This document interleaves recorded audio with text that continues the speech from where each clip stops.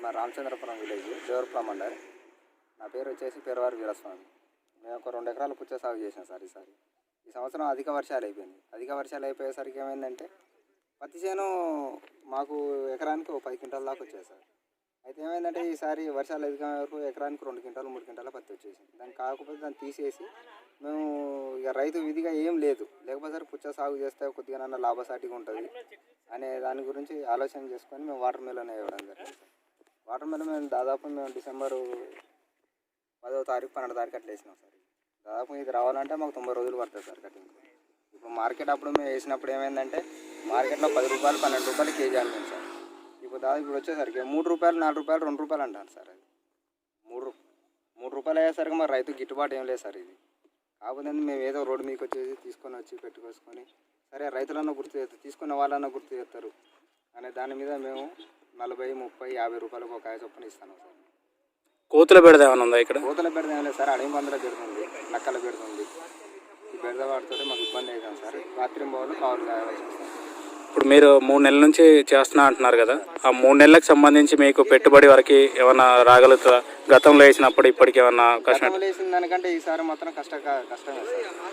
గతంలో లాక్డౌన్ అయింది sir. Lockdown కాబట్టి మొత్తం షాపు మార్కెట్స్ మొత్తం బంద్ అయినాయి కాబట్టి మేము హోల్సేల్గా మనం బయట వాళ్ళకే అమ్ముకున్నాం సార్. బండి దగ్గర మార్కెట్కి అయితే పోలేదు సార్. పోయిన సంవత్సరం కరోనా కాబట్టి కొద్దిగా లాభం అనిపించింది సార్ పోయినసారి. ఓకే, ఇప్పుడు ఈ కొనే వాళ్ళ పరిస్థితి ఏంది, ఏమంటున్నారు? కొనే వాళ్ళు ఏమంటారు సార్, ఎంత పెద్ద సైజు కానీ ఒకటి 10 కేజీలు 12 కేజీలు ఉన్నాయి సార్. దానికి 40కి ఇస్తావా, 30కి ఇస్తావా, 20కి ఇస్తావా? మీకు గిట్టుబాటు అవ్వడం లేదు. గిట్టుబాటు అవుతుంది సార్. నీళ్లు మీకున్నాయి అందుబాటులో? ఎట్లా అందుబాటులో? Borewell sir. అంటే దీనికి సంబంధించి మీకు పెట్టుబడికి సంబంధించి ఎవరన్నా గవర్నమెంట్ నుంచి ఏమైనా సహాయం అందిందా, లేదంటే మీరు? ఏం లేదు సార్, మాకు ఇంతవరకు మా సొంత ఖర్చులతో పెట్టుకున్నాం సార్. ఓకే, అంటే ఇప్పుడు వచ్చేటువంటి వాళ్ళు కానీ తోటలోకి వచ్చి తీసుకుంటే మీరు ఏమైనా తక్కువకి ఇస్తారా, లేకుంటే మార్కెట్కి పంపిస్తే మీకు లాభమా? మార్కెట్కి పంపిస్తే మాకు లాభం ఏం లేదు సార్. మాకు మార్కెట్ 2-2.5 రూపాయలు కేజీ అంటారు సార్. బయట అదే చూసినట్టయితే ఇప్పుడు రోజులు కష్టపడితే 2 రూపాయలకు కాయ అంటే ఏమి ఇస్తాం సార్? ఒక్కొక్కటి 10 కేజీలు వస్తాయి, 20 రూపాయలు. బయట మార్కెట్లో వాళ్ళు ఇప్పుడు వాళ్ళ దగ్గర అడిగినట్టయితే కనుక ఒకటి 20 రూపాయలు కేజీ, 20 రూపాయలు చొప్పున అమ్ముతా ఉన్నారు పట్టణంలో. కాకపోతే ఏంటంటే ట్రాన్స్పోర్ట్ ఛార్జ్, లేబర్ ఛార్జ్ అని, డీసీఎం కిరాయి అని, అదని ఇది అని చెప్పేసి మా దగ్గర 2 రూపాయలు 2.5. అంటే మీ దగ్గర 2 రూపాయలకు కొని వాళ్ళు మాత్రం 18 రూపాయలు లాభార్జితం చేస్తున్నారు. రైతు అనేవాడు ఇక్కడ నష్టపోవడం జరుగుతుంది. మీకైతే ఎలాంటి లాభం అనేది లేదంటున్నారు. ఎలాంటి మేము దళారులకి ఇవ్వలేదు, పక్కన సొంత బండి పెట్టుకొని కొనే కస్టమర్లకి ఇచ్చుకుంటాం. అంటే ఇప్పుడు మీరు రోడ్డు మీద ఇలా పెడతారు, ఒకవేళ మార్కెట్ పంపించినట్టయితే మొత్తం ఒకసారి తీసేస్తారు. రోడ్డు మీద పెట్టినప్పటికీ కొన్ని కాయలు అనేది పెద్దగా అయ్యి దాని కాల వ్యవధి అనేది అయిపోతుంది కదా సార్. మేము 80 రోజుల నుంచి స్టార్ట్ చేస్తాం సార్. ఓకే, 80 రోజుల నుంచి మాకు 100-110 రోజుల దాకా అవుతుంది సార్. ఏమున్నా 20 డేస్ అంతే. 20 డేస్లో ఖచ్చితంగా తీసేసుకోవాల్సింది, ఖరాబ్ అయితే పడేసుకోవాలి. అంటే ఇక్కడ మనకి నష్టాలే తప్ప లాభాలు అయితే ఏమాత్రం రావట్లేదు. ప్రభుత్వం నుంచి కూడా ఎవరు కూడా పట్టించుకున్నటువంటి లేదు. ఇప్పుడు ఈ గవర్నమెంట్, టీఆర్ఎస్ గవర్నమెంట్ వచ్చిన తర్వాత గోదాములు ప్రతి పంటకి సంబంధించి ప్రత్యేకమైనటువంటి ధరలు కేటాయిస్తున్నాం అది అని చెప్తా ఉన్నారు. అది ఎంతవరకు నిజం అంటారు? అంతవరకు ఏం లేదు సార్. అది మీకు అందింది అయితే ఏం లేదంట? ఏం లేదు సార్, మా దగ్గర అయితే ఏం లేదు. ఓకే అండి, అందరికీ నా పేరు వాగ్య నాయక్. నేను భారతార సంస్థలో మేనేజర్ క్వాలిటీ కంట్రోల్ అండి. ఈరోజు ఈ వ్యవసాయం మీద మన యొక్క ప్రెస్ వాళ్ళు ఒక సందేశాన్ని మన సిటీ పబ్లిక్కి వాళ్ళు ఒక మంచి ఆరోగ్యకరమైన సూత్రం పాటిస్తే మనం ఎంత ఆరోగ్యంగా పిల్లలు ఆరోగ్యం ఉంటామని ఉద్దేశంగా వాళ్ళు కండక్ట్ చేశారు. దీన్ని నన్ను ఈరోజు ఆహ్వానించి వీటి మీద మాట్లాడమని చెప్పేసి కోరారండి. నిజంగా చూడండి, న్యాచురల్గా పండిన పంటకును ఆర్టిఫిషియల్గా ఉన్న పంటకు చాలా తేడా ఉంది. రైతు ఎంతో చక్కగా కష్టపడి తన నేలను నమ్ముకొని దున్ని ఎంత చక్కగా ఇక్కడ ఈ పుచ్చకాయలు వాటర్ మిలను నిజాయితీగా స్వచ్ఛంగా ఎలాంటి కలుషం లేకుండా ఎలాంటిది వాడకుండా ఎరువులు వారి యొక్క సహజంగా పండించిన పంట, ఈ పంటకు చివరికి ఆ రైతుకు దక్కేది హైదరాబాద్ నుంచి ఏ ఒక దళారి వచ్చి ఈ స్వచ్ఛమైన పంటను వారు తీసుకొని అక్కడ వేరే రేట్తో వేరే ధరతో అమ్మడం అనేది చాలా బాధాకరమైన విషయం.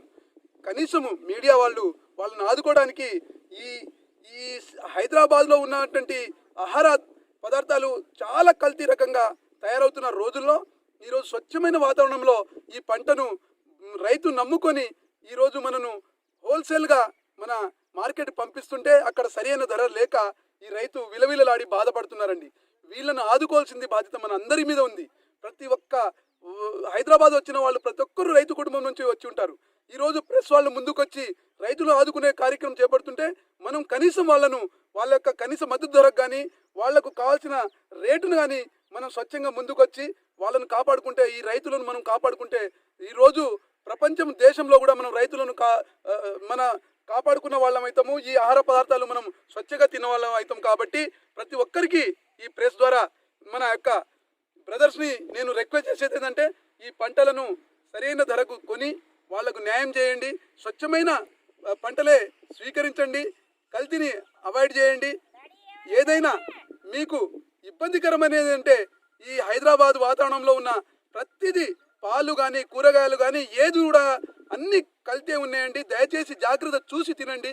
కానీ వాతావరణం ఊరు గ్రామాన్ని నమ్ముకోండి, ఊరు రైతులను నమ్ముకోండి. ఊరు పండిన పంటనే మనం కొందాం, ఊరిలో ఉన్న రైతులనే మనం సహకరిద్దాము, వాళ్ళను అభివృద్ధి కోరడానికి ముందుకొద్దామని ఈ అవకాశం ఇచ్చిన మీడియాకు నమస్కారాలు తెలియజేస్తూ ధన్యవాదాలు సార్. Thank you.